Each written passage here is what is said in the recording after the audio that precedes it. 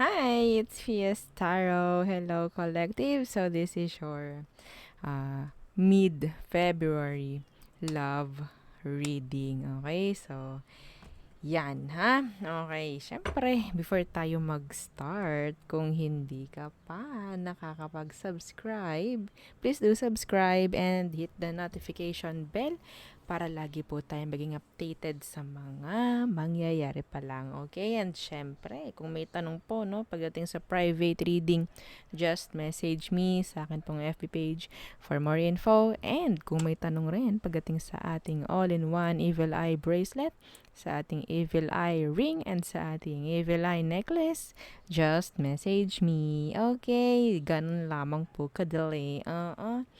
Okay. So, yeah. Let's start collectives. Okay, this is for mid-February.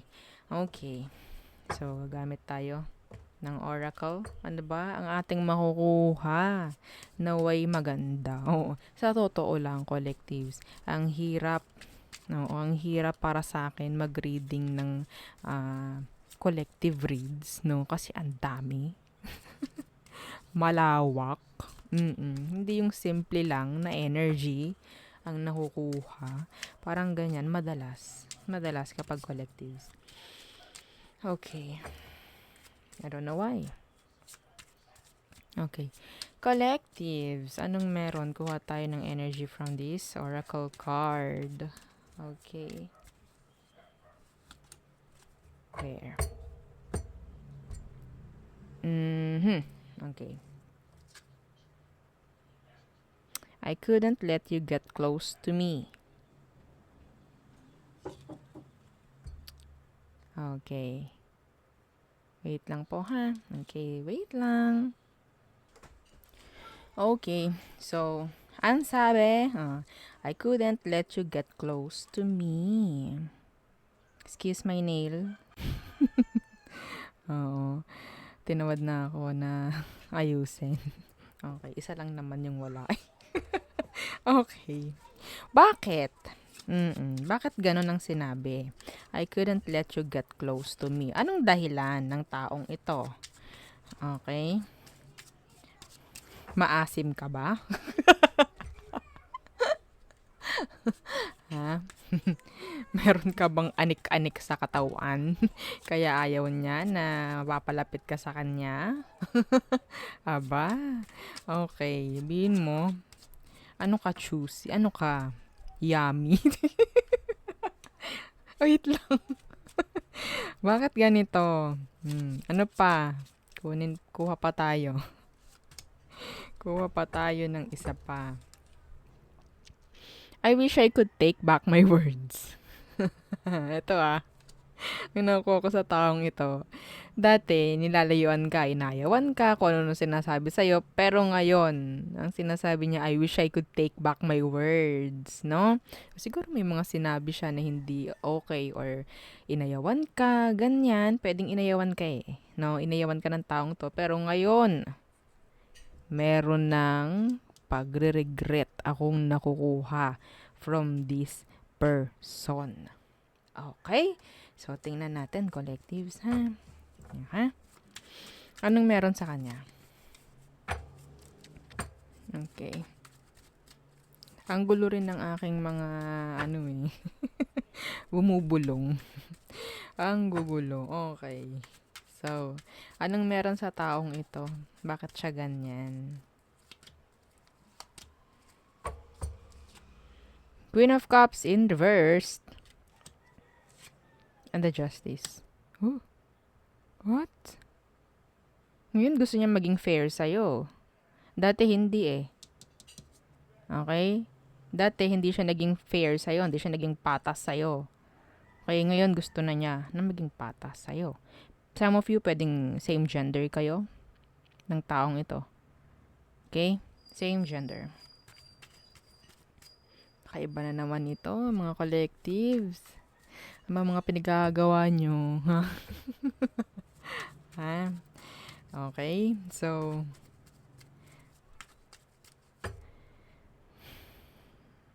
anong emosyon niya? Sige, kunin natin yung emosyon niya ngayon. Some of them, May pagre-regret sa mga ginawa niya, sa mga sinabi, sa mga binitawang salita sa'yo, sa mga actions na ginawa sa'yo. Okay? Ngayon, anong emosyon niya? The Page of Swords. And the Four of Swords. They're thinking of you. They're thinking of you. Itong taong ito, mayroon tong mga gustong sabihin pero hindi niya masabi-sabi. Yes. Okay? Lagi kang nasa utak ng taong ito, collectives. Kung sino man siya, I don't know. Anong pangalan, hindi ko alam. Ha? Ang nakukuha kong energy sa kanya is hindi siya naging patas sa'yo noon. Okay? Like, naging selfish. Itong taong to sa'yo noon, naging madamot, parang ganyan. Or, pinagdamot niya yung sarili niya. O, diba? Yummy. Okay? Pero ngayon, gusto niya na maging fair na sa'yo. Okay? Oo, gusto niya maging fair na sa'yo. Ngayon, emosyon niya, pagdating sa'yo, isip ng isip. Okay? Isip ng isip. Yeah, they want to talk. They want to take action or to make action pagdating sa'yo ngayon.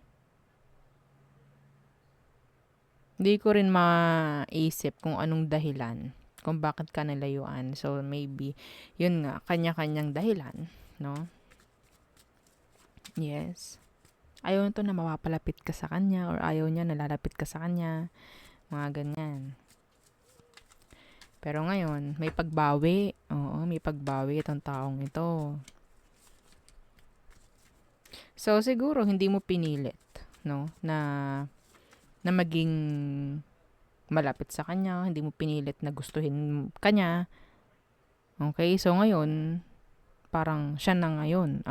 Parang runner and chaser. Energy. Okay, runner and chaser. Okay, nung hinahabol mo dati, inayawan ka, nilayuan mo, tas ngayon siya naman yung hahabol. Parang may ganyan. Parang siya naman yung chaser this time. Pagdating sa energy mo. So, anong next action niya towards you, collectives? The Two of Coins. Uy. Oo, the Two of Coins and the Wheel of Fortune. I wish I could take back my words. Wini-wish nitong taong ito, ginugusto niya na gumawa ng pagbabago pagdating sa sitwasyon na meron kayo. Pero they're what? Contemplating. May pagdadalawang isip. No? Bakit? Pwede kasing some of them because of their ego or talagang baka may doubt na if ever na gumawa siya ng tama sa connection or may gawin siyang bago, baka mamaya i-reject. Mga ganyan. Okay? Yeah. See? The Page of Wands. Gusto nito may simulan. May baguhin. Okay?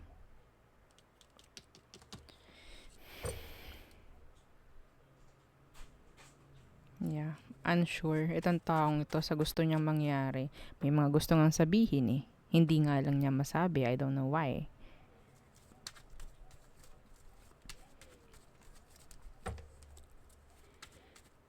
Okay.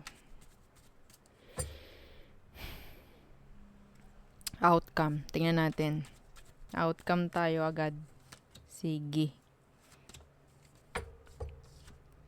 The Nine of Coins in reverse. So, I think this is like energy talaga ng chaser. No? The Nine of Coins in reverse. Yeah, see? The Star. Mababaliktad ang sitwasyon nyo. Kung dati, ikaw ang inaalisan, ngayon, ikaw na yung hahabulin niya. Yes. Maybe, ito yung ginawa mo, the Eight of Wands in reverse. Tinigil mo yung kung anong ginagawa mo sa kanya before, I guess. Yung paghabol-habol, if ever, yung pakikipag-communicate, in case na nakikipag-communicate or nangungulit ka, tinigil mo yun. Binigyan mo ng pause.